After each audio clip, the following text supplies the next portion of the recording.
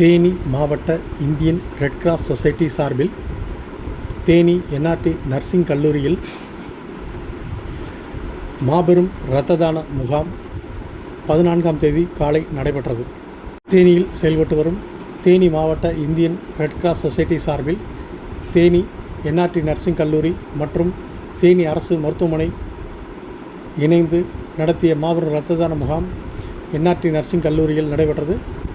கல்லூரி தாளாளர் மற்றும் Indian Red Cross Society chairman TR Thiyagarajan முகாமை தொடங்கி வைத்தார்.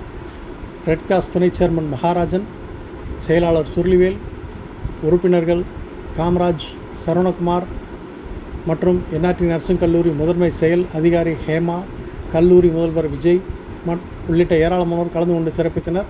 இரத்த வங்கியின் மருத்துவ அலுவலர் மருத்துவர் பிரியா தலைமையிலான மருத்துவ குழுவினர்கள் இரத்த சேகரிப்பில் ஈடுபட்டனர்.